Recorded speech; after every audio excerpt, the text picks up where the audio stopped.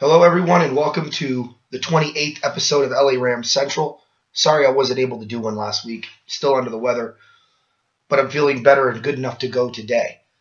There's a couple things that I want to cover today. It's going to be a brief show because, as you can tell, I'm still fighting this thing.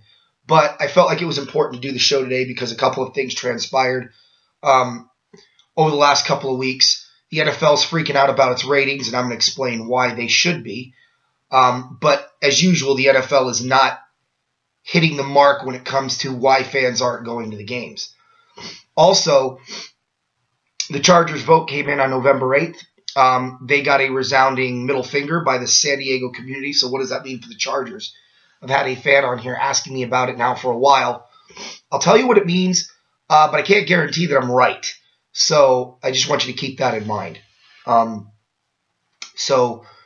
And then I'm obviously going to talk about the Panther game last week. I'm going to talk about the Jet game this week. I'm not going to talk about other teams this week. First of all, the games have already gone underway. And I'm not having the energy to do an entire show day. So if you're a fan of the other teams, bear with me. I'll do it next week. But I will cover some of that in the parody show, a parody part of the show. So I hope you guys enjoy and welcome back to LA Rams Central. So I'm going to talk about the Charger Stadium situation. Also, I want to clear one thing up. I said the games are already underway. They're not underway in the traditional sense. The Thursday night game's already been played, and it is only 6 o'clock, 6:30 my time right now. So obviously, the games today themselves haven't gotten underway, but the week itself has. All right. So the San Diego Chargers. I don't know if I'm right, but everything I'm seeing says that Spanos is not going to come to LA. He doesn't like Stan Kroenke. He doesn't think the stadium deal is going to benefit him. The Rams are already now entrenched there. That is also going to be a danger to the NFL in the sense that I think right now with the way Jeff Fisher's handling the Rams, this scares me a little bit.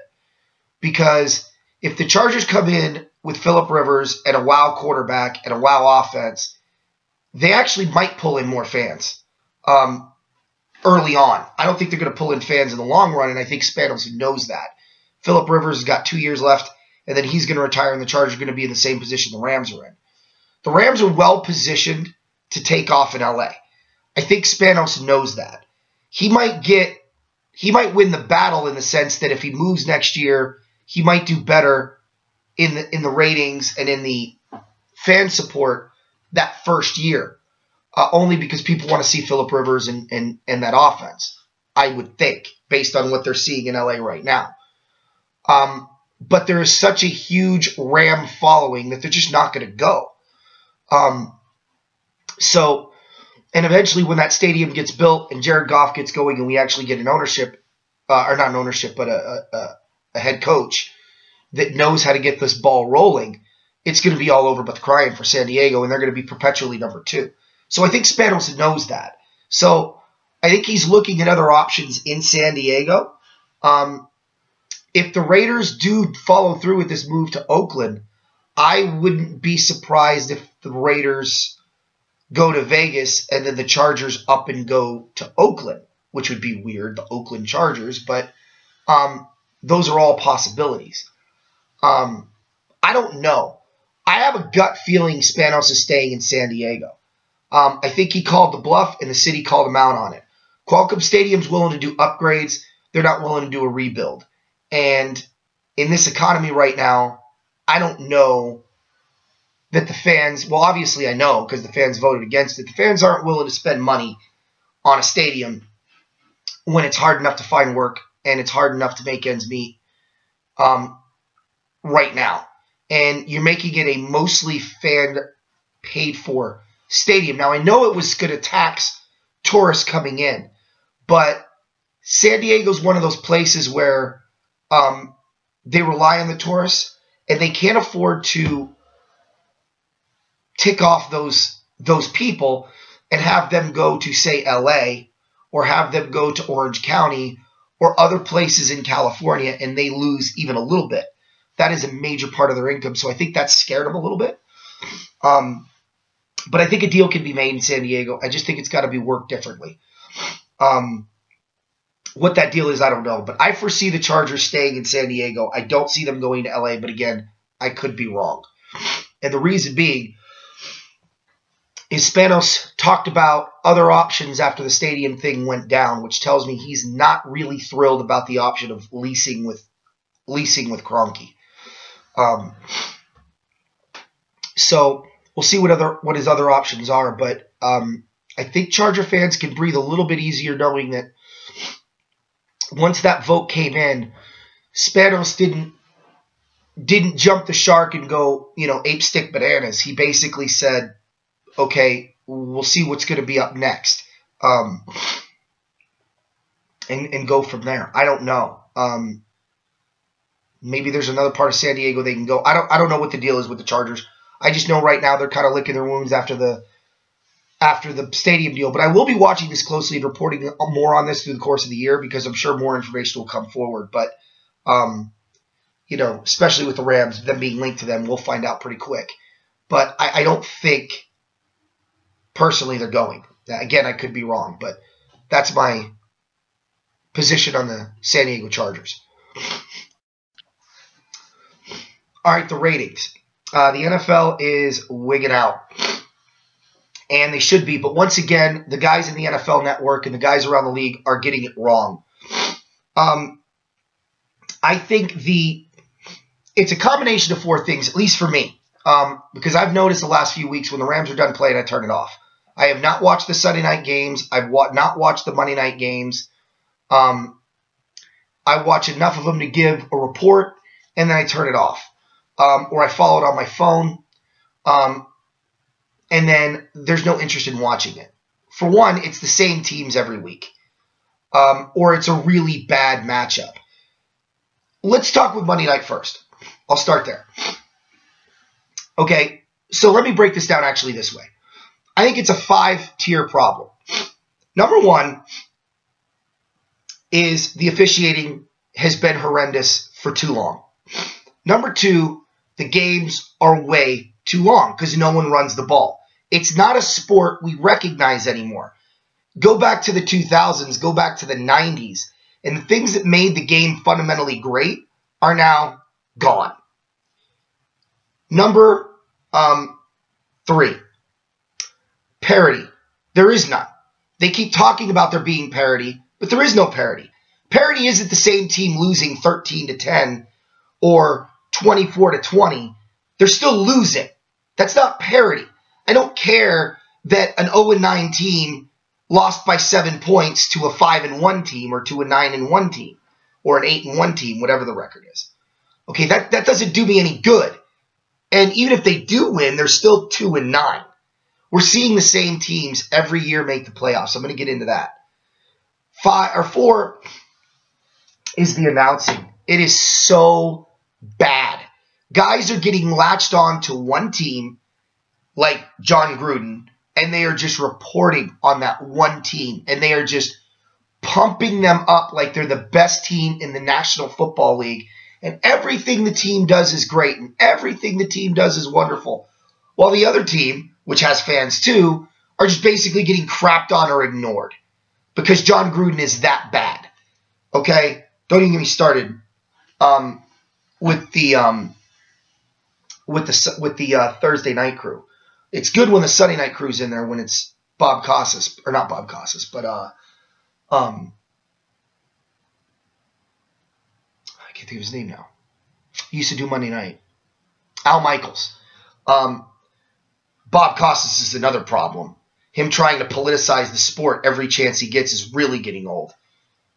And 5, yes, I think Kaepernick's protest of the national anthem was the straw that broke the camel's back. Again, politicizing the sport and making it a political statement instead of what it should be has turned fans off. We don't care what your political affiliation is. We don't care what your political position is. We don't care if you like or don't like who won the election. We're there to watch football. That's it. And I fear this weekend it's going to be more of that. It's just gotten out of hand. And I think those 5 things are compounding the problem. And the problem with the NFL is they're force-feeding 4 of the 5. Like, they're acknowledging, sort of, their salute. This is why they say the ratings are down. Oh, the fans are really upset about Kaepernick standing up for the flag. That's not the problem. That's a part of the problem. The bigger problem is why he did it. He politicized it. See, they don't want to realize that the fans don't care about politics when they go to a game. And I understand that these athletes have a political position. I get it.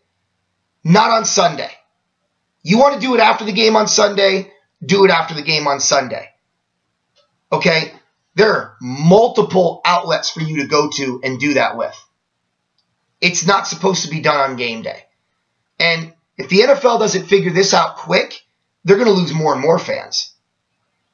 So, and I don't think the NFL will really react until it starts affecting the stadiums, which it's going to start affecting the stadiums.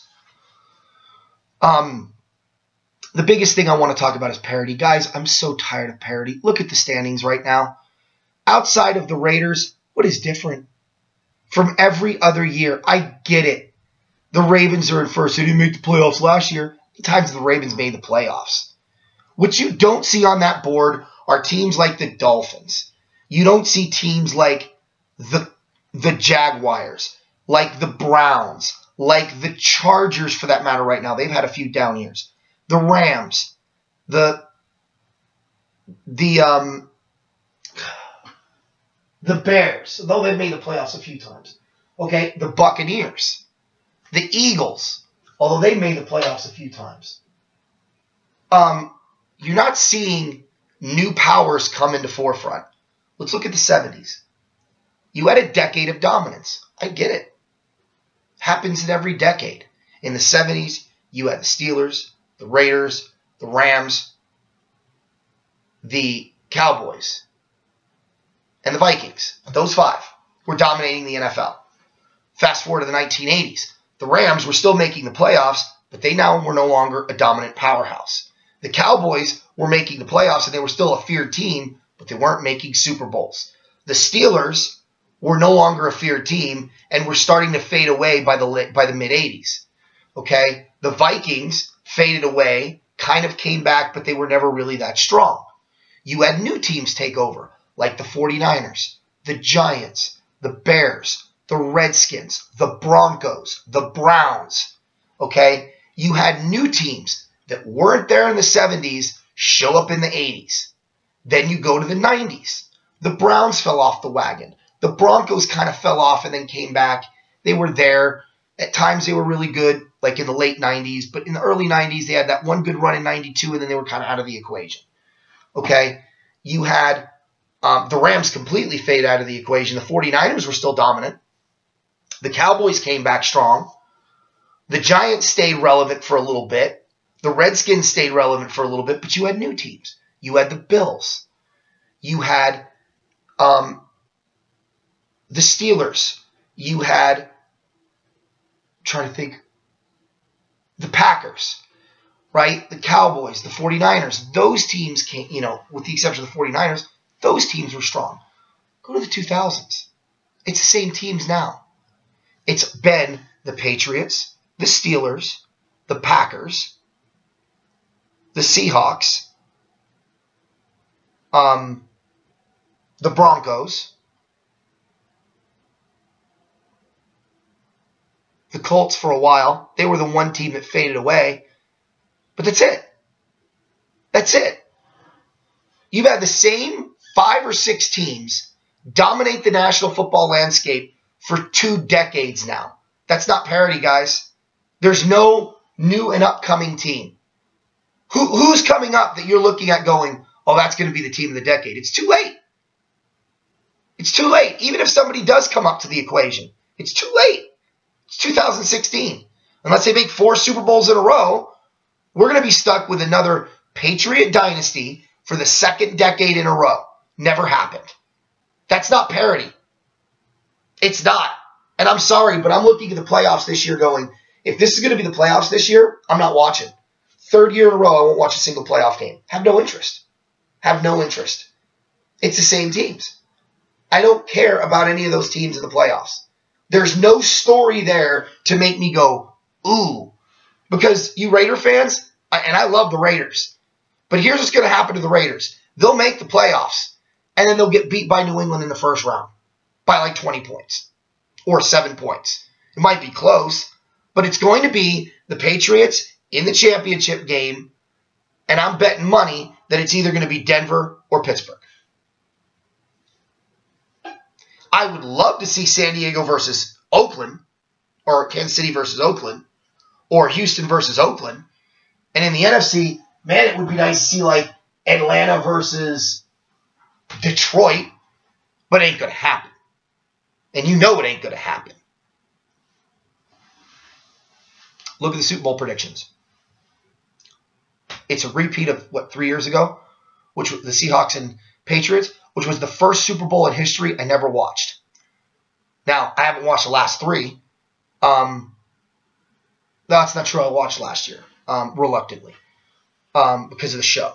But the Seahawks, Patriots, and the Seahawks, Broncos, those are the 2 Super Bowls I didn't watch. Had no interest. Had no interest in last year's either, but I was kind of regulated too because of the show. That's the card that's dealt right now. So forget parity because there isn't any. The officials, they're the worst in professional sports.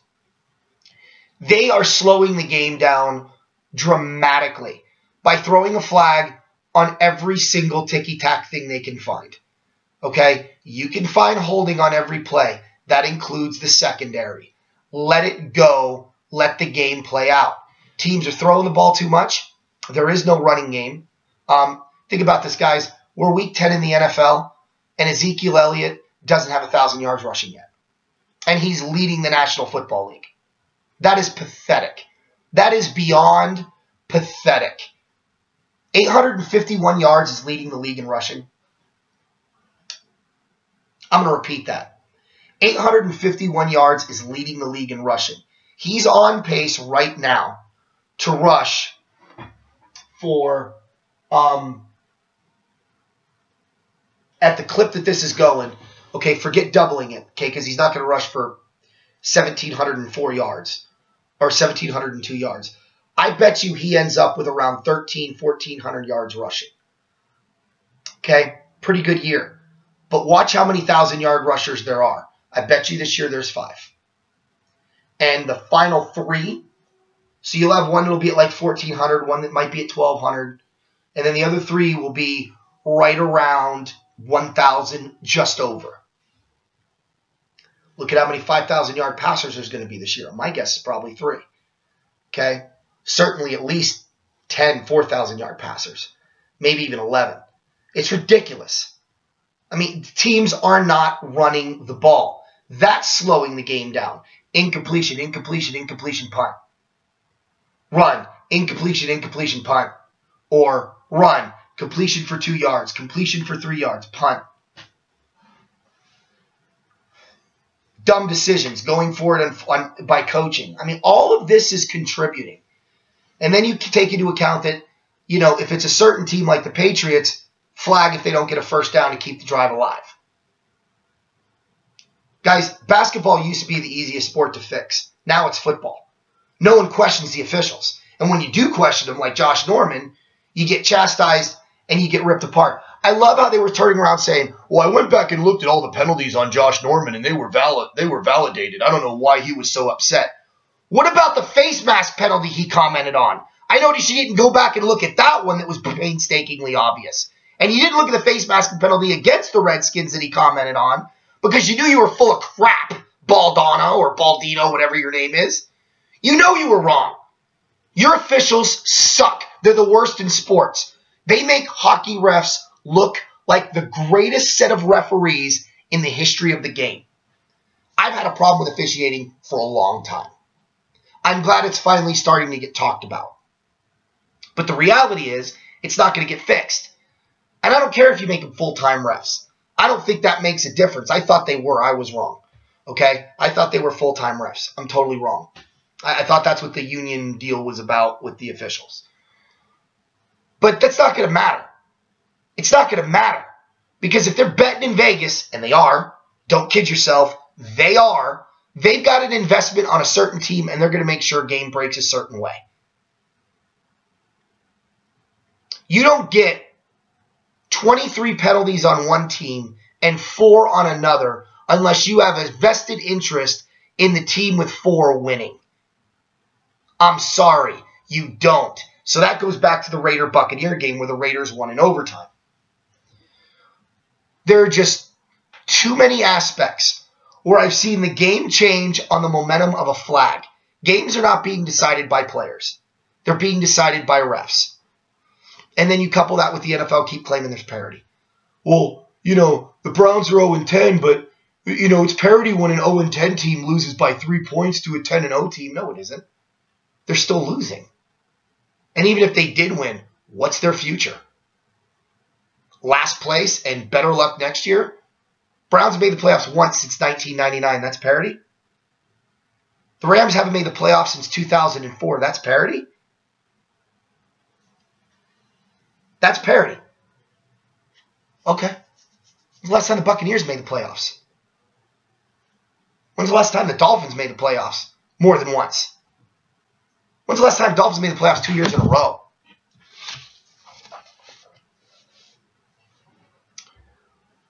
When's the last time somebody other than the New England Patriots won the AFC East? You want parity? How's that parity? When's the last time the Browns won the North? That's not parity. Okay, so the 3 teams in the North other than the Browns have won. Okay, I'll give you that. I'll give you that one. The South is a mess. I think teams in the South are on meth half the time, but it's not meth. It's a mess.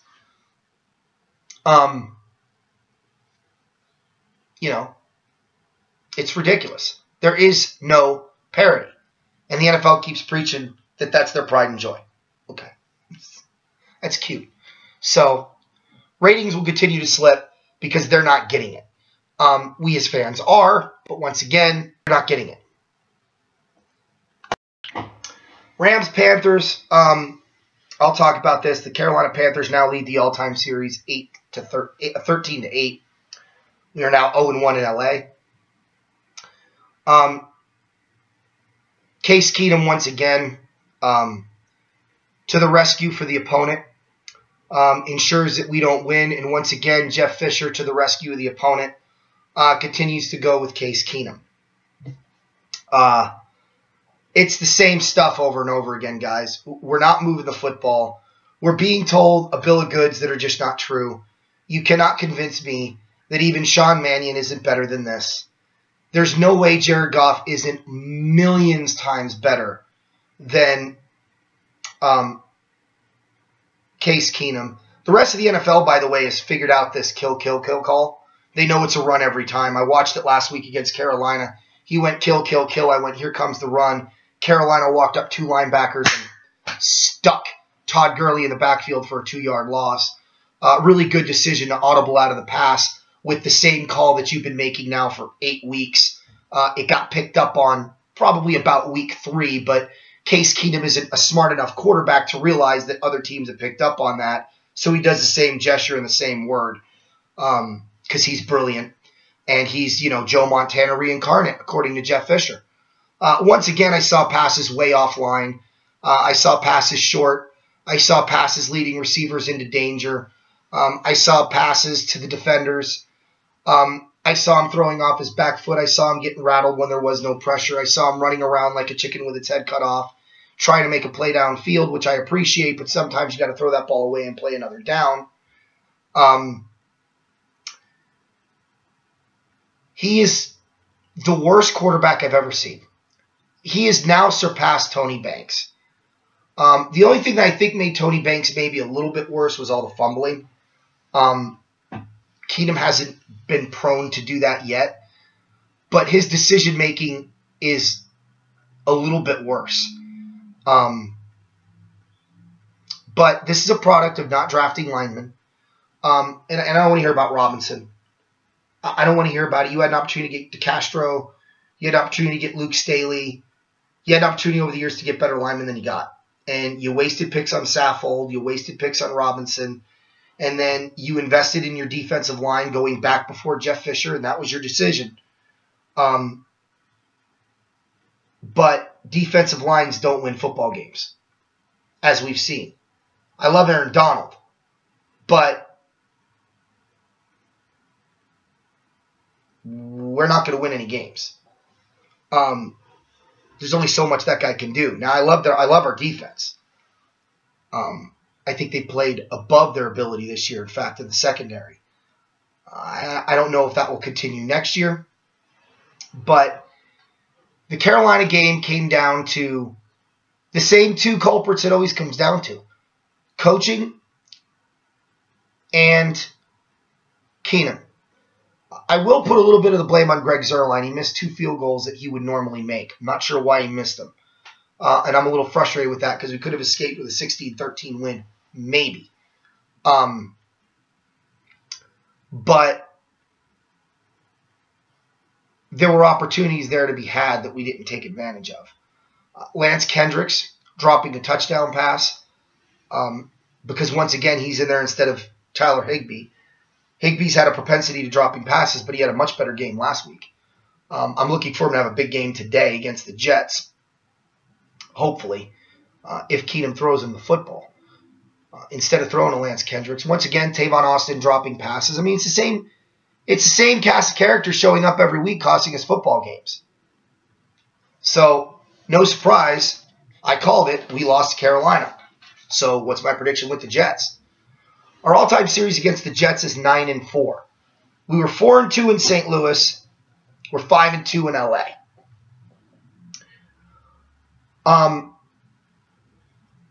This is the one opponent the Rams should beat. The Jets are equally struggling at the quarterback position. They have line problems of their own. Our defensive line should eat them alive. We should be able to get good pressure on the quarterback. I think that's going to flip field position.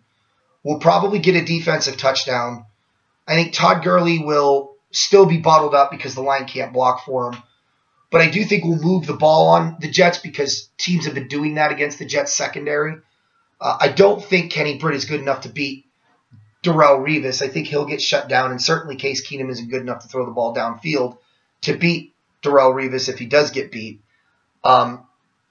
Maybe Tavon Austin catches a couple deep ones. If that happens, look for the Rams to score 24 to 30 points. Actually, let me change that. 24 to 27 points. If you want my prediction, and I'll wrap up the show with this, I'm going to say Rams. I'll say Rams 27, Jets 10. I think it's going to be that kind of a game. I think the Rams are going to have pretty good control throughout. They'll go to 4-5. They'll feel pretty good before they come home and get their butts kicked by the Miami Dolphins. But at least we'll get a reprieve and break this losing streak finally with a win. And look for Keenum to play better because he's going up against such a bad defense against the pass. But it doesn't mean he's good. That just means the Jets are bad. But, you know, Fisher will sell us continue to sell us dog poop, and we'll continue to not buy it. And when we get back to LA, boo Case Keenum again. I love the fact that you guys did that. I love the fact that you did it. You booed him. He tried shushing you. The only thing I wish you did is I wish you booed even louder when he pulled that crap. If he does it again next week, boo even louder. Let him know he needs to shut his mouth. You're not putting up with it. That would be fantastic. So, home crowd's getting rowdy. And I'm loving it. So, sorry about the brief show, guys. That's a wrap for LA Rams Central. Hopefully I'll have a longer show next week when I'm feeling better. Have a good one. And go Rams!